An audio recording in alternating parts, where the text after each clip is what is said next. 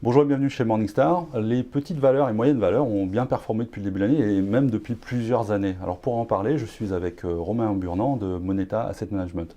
Romain, bonjour. Bonjour Justin. Alors la performance des petites et moyennes valeurs, on l'explique comment et est-ce qu'à votre avis elle est durable? Alors la performance effectivement dure depuis plusieurs années. Après une année catastrophique qui était l'année 2008-2009, où les petites valeurs et les moyennes valeurs ont été massacrées pour des raisons aussi liées à leur liquidité qui est plus faible, et à nouveau une période un peu difficile pendant la crise de l'euro en 2011. Donc on récupère ce qu'on avait perdu avant.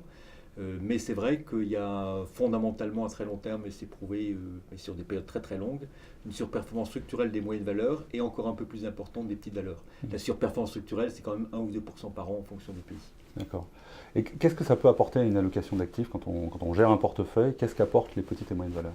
Alors quand on est stock picker, c'est-à-dire comme on choisit les valeurs une par une, on préfère avoir un choix large qu'un choix étroit. Donc si on se concentre sur les grandes valeurs, si on est un fonds France, on a 40 grandes valeurs. Si on est un fonds France, petite, grande, petite et moyenne valeur, on en a 400, 500 possibles.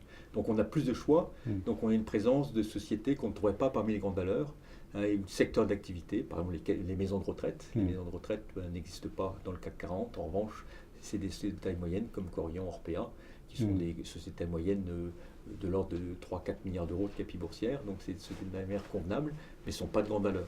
On a d'autres secteurs d'activité, par exemple des secteurs qu'on aime bien chez Moneta, comme la recherche et développement externalisé.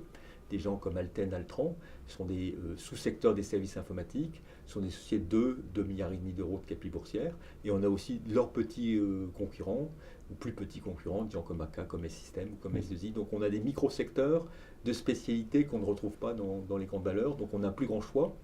Et ce sont des valeurs qui sont, je dirais, où la valeur ajoutée de l'analyse est un peu supérieure, car les facteurs macroéconomiques sont un peu moins importants que pour les très grands secteurs.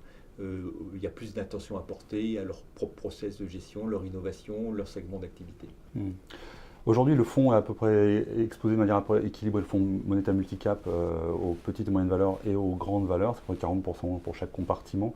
Est-ce que c'est quelque chose qui est appelé à évoluer? Est-ce que vous trouvez encore beaucoup d'opportunités dans l'univers des small et mid? Alors on trouve toujours plus d'opportunités pour nous, stock pickers, dans les small et mid que dans les grandes.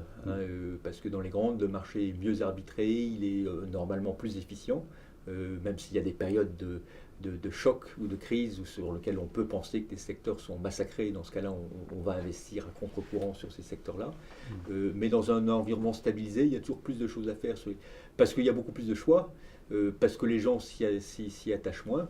Donc pour nous, on a toujours plus d'idées. Notre seule contrainte, c'est une contrainte de liquidité. Et le vrai inconvénient des petites et moyennes valeurs, et c'est pour ça que tout le monde n'y investit pas, c'est qu'elles sont beaucoup moins liquides que des grandes valeurs. Et comme nous gérons des fonds ouverts, nous sommes obligés d'avoir une forte attention à la liquidité de nos fonds. Et donc, bien sûr, nous sommes très, très contents d'avoir des grandes valeurs, même si parfois ce sont des convictions moins fortes que celles qu'on peut avoir sur des petites et des moyennes. Donc, il y a une forme d'équilibre du portefeuille sur un fonds ouvert à trouver.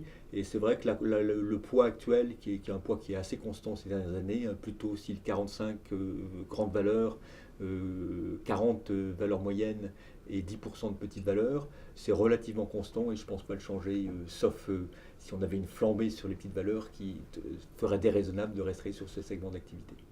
Romain, merci beaucoup. Merci Jocelyn. Pour Morningstar, je suis Jocelyn Joven, merci de nous avoir regardés.